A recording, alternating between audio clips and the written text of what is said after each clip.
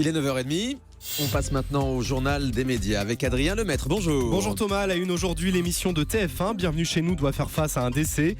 2 chroniqueuses de l'émission Touche pas à mon poste vont avoir leur propre émission et TF1 va bientôt diffuser du théâtre en prime time. Triste série dans les médias, après L'amour est dans le pré, après Cauchemar en cuisine, c'est l'émission de TF1 Bienvenue chez nous qui est à son tour endeuillée. Oui, c'est une triste série noire qui frappe le petit écran cette semaine. L'un des 2 gérants d'un gîte participant à cette émission est décédé ce dimanche.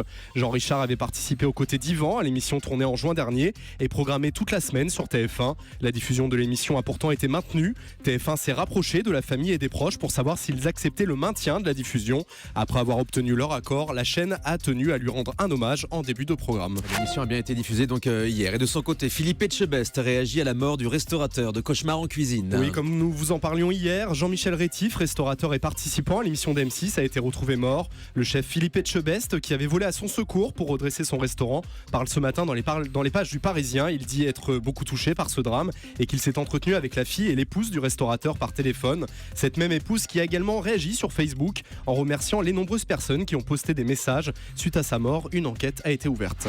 Michelle Obama va apparaître en guest star dans une série américaine, la série NCIS. M6 va en effet diffuser le 27 janvier prochain un épisode inédit de sa série NCIS et la première dame des États-Unis y apparaîtra dans son propre rôle pour soutenir une association d'aide aux militaires qu'elle a créée en 2011. Ce n'est pas la première fois que la femme du président s'essaie à la comédie. Elle avait déjà joué dans les séries Park and Recreation ou bien encore Nashville, toujours en incarnant son propre rôle. Ouais, c'est incroyable comment Michelle et Barack Obama auront marqué les médias durant ces 2 mandats à la Maison Blanche. Ils jouent vraiment le jeu, que ce soit dans les talk shows américains ou dans les séries avec ses apparitions. On a toujours un petit peu de mal à imaginer ça en France, avec une première dame qui jouerait dans une série télé ou des hommes politiques qui se plieraient au défi des talk shows. TF1 va diffuser du théâtre le 21 janvier prochain et ce sera en prime time. Oui, on peut même parler d'un coup de théâtre puisque dans l'histoire de la chaîne, c'est seulement la 3e fois depuis 90 que TF1 va diffuser ce type de programme. En 2011, la chaîne avait déjà retransmis La Cage aux Folles. 5 500 000 personnes avaient alors suivi les péripéties de Christian Clavier et Didier Bourdon. En tout cas, cette programmation 2017 intervient à l'occasion des 50 ans de Au Théâtre ce soir. Et c'est donc le 21 janvier à 21h que vous pourrez retrouver la pièce Folle Amanda, écrite par Pierre Barillet et Jean-Pierre Grédy. Du côté du casting, on retrouve Michel Bernier qui incarnera la mythique Amanda. Elle sera accompagnée d'Ariel Dombal, Patrick Braoudet, mais aussi Philippe Lelièvre. À noter qu'un pré-show sera présenté en direct depuis le Théâtre de Paris par une autre pièce maîtresse de la chaîne, Alessandra Sublet. Voilà, c'est la pièce donc Folle Amanda. Oui, de Barillet et Grédy, on dit. Moi, je connaissais même pas leur prénom. Barillet et On Grédy. les appelle souvent comme ça, auteurs. Barillet et Grédy. Le duo magique. Les chroniqueuses de Touche pas à mon poste, Nora Malagré et Capucine Anave, autre duo magique. Elles vont bientôt avoir leurs propres émissions. Après Julien Courbet, Jean-Luc Lemoyne ou bien encore Mathieu Delormeau, 2 nouveaux chroniqueurs de la bande de TPMP vont mettre leur costume d'animateur.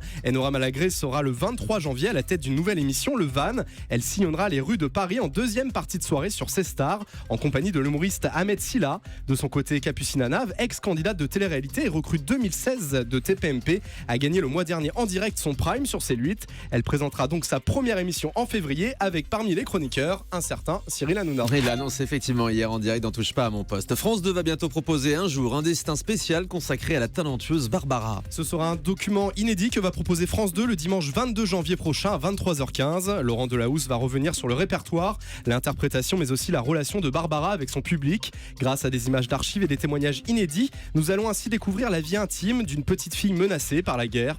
L'histoire d'une femme qui a choisi la chanson pour s'affirmer jusqu'à son retrait de la scène qu'elle a vécu comme un deuil. Barbara qu'on connaît particulièrement pour cette magnifique chanson. Un beau jour, ou peut-être une nuit, près d'un lac, je m'étais endormie. Quand soudain, semblant crever le ciel, et venant de nulle part, surgit un aigle noir. Ça met toujours des frissons, l'aigle noir de Barbara. Donc un jour un destin spécial très bientôt sur France 2. Et puis samedi soir, TF1 va rendre hommage à Grégory Le Marchal. La soirée hommage dédiée à l'ancien gagnant de la Star Academy, c'est samedi à 21h en direct sur TF1. De nombreux artistes vont en effet rendre hommage à l'artiste décédé. Nico Saliagas accueillera Patrick Fiori, Marc Lavoine, Slimane, les Kids United, Matt Pokora, Marina Kaye, Véronique Sanson ou bien encore Serge Lama.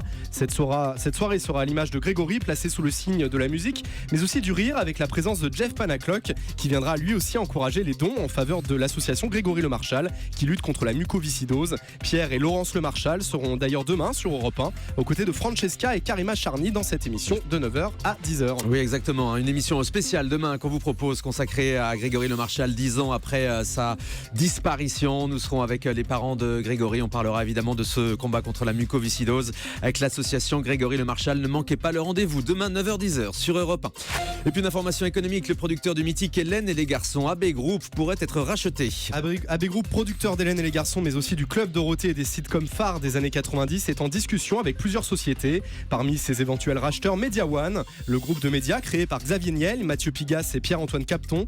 AB Group qui aurait aussi eu des discussions dans le passé avec Lagardère et le groupe Altis de Patrick Drahi. Ces négociations n'auraient toutefois pas abouti.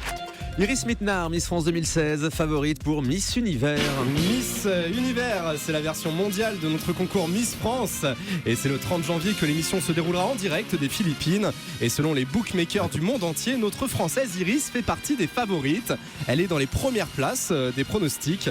Une bonne nouvelle dans un concours où la France n'a jamais gagné. Sur son compte Twitter, Iris indique qu'elle part là-bas dans 8 jours. Et on lui souhaite bonne chance. On termine avec le chiffre du jour. 3, comme la saison 3 de l'excellente série Broadchurch, bientôt sur France 2. C'est l'une des fictions les plus attendues par les téléspectateurs de la 2. Souvenez-vous, la saison 1 avait rassemblé 7 millions de téléspectateurs. Et si la saison 2 avait accusé un léger repli, les fans vont être ravis. La chaîne anglaise ITV vient en effet d'annoncer qu'elle diffuserait la série dès le mois de février.